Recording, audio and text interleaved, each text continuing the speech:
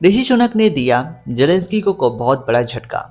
दोस्तों यूँ तो जब से ये रशिया यूक्रेन वॉर शुरू हुआ है हमें देखने को मिला है दुनिया में सबसे ज़्यादा अगर किसी को यूक्रेन ने सपोर्ट किया है वो है यूनाइटेड किंगडम। अभी तक यूनाइटेड किंगडम करीबन $2 बिलियन तक का सपोर्ट यूक्रेन को दे चुका है। नंबर 1 पे आज भी यूनाइटेड स्टेट्स है जिन्होंने 18 बिलियन का मैसिव यहाँ पे सपोर्ट दिया है यूक्रेन को। लेकिन दोस्तों अब ये जो सपोर्ट है ये दुनिया इसको देते देते थक चुकी है और एक ऐसा ही फैसला ऋषि सुनक ने लिया है। दोस्तों खबरों की माने तो ऋषि सुनक ने अपनी सरकार के टॉप ऑफिशियल से कहा है कि अभी तक यूक्रेन में हमने जितने सपोर्ट भेजे हैं उन सभी का मुझे ऑडिट चाहिए। ऑडिट बोले तो दोस्तों एक प्रकार का लेखा जोखा हिसाब किताब होता है कि भाई हमने जो अभी तक पैसे भेजे $2 बिलियन के आसपास उसका इस्तेमाल कैसे किया है यूक्रेन, हमें इसका हिसाब चाहिए। अब अचानक से ऋषि सुनक ने ऐसा क्यों किया और इसके पीछे क्या रीजन है, आइए जानते हैं। दोस्तों देखिए, अब धीरे धीरे ये पूरी दुनिया भारत की बात समझ रही है कि इस वॉर को करने का कोई सेंस नहीं बनता है।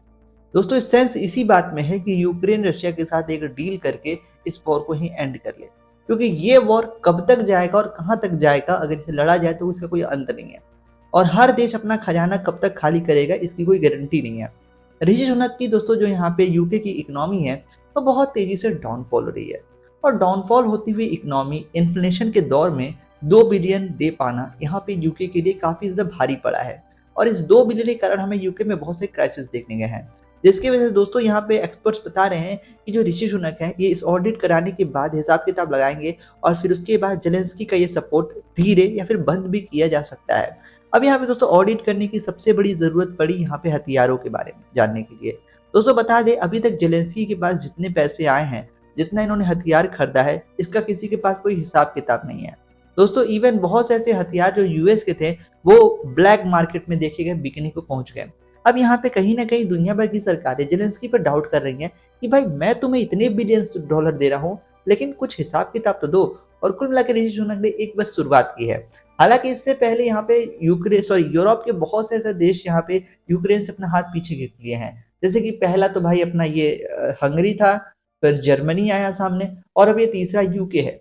फ्रांस इकलौता ऐसा देश है जो अभी तक इस जंग में यूक्रेन के साथ हाथ में हाथ मिला के खड़ा है, लेकिन कब तक खड़ा रहेगा इस बात की कोई गारंटी नहीं है। और मैं आपको एक बात साफ साफ कह देता हूँ, ये जो रशिया यूक्रेन की वॉर है ना, इस वॉर का अंत एक ही है, न्यूक्लियर वॉर। वरना दोस्तों अगर इस वॉर को नहीं रोका जा सका यहाँ पे ये वॉर दुनिया खत्म कर सकता है। यहाँ पे पूरी दुनिया की सुपर पावर को समझने की जरूरत है। इस वॉर को ना करने में ज्यादा फायदा है और जेलेंस्की को भी थोड़ी सी सोच सही अपने लोगों के लिए समझदारी दिखानी चाहिए कि आप रशिया से नहीं जीत सकते तो आप उनसे समझौता तो कर सकते हो। और दोस्तों क्योंकि समझौता ही है ना वो इकलौता ऐसा चीज जो इस दुनिया को बचा सकता है, क्योंकि यहाँ पे अगर ये वॉर नहीं अंत हुआ तो पुतिन इस वॉर का अंत बहुत बुरा कर सकते हैं। और जेलेंस्की को समझने की जरूरत है कि यहाँ दिल से नहीं दिमाग से काम लेना होगा और इस वॉर को ही एंड करते हुए एक समझौता करके इस वॉर को खत्म करते हैं। वरना आज डेट में हर देश हो सकता है जेलेंस्की का साथ दे रहा हो, लेकिन एक साल बाद मैं आपको लिख के देता हूँ ना कि यूएस से लेकर यूरोप सारे देश इनका साथ छोड़ देंगे और जो रशिया इस समय गुस्साया रहेगा वो पूरे यूक्रेन पे हमला करके जीत सकता है। तो अभी भी समय है, समझ जाए जेलेंस्की भाई, बहुत अच्छा रहेगा।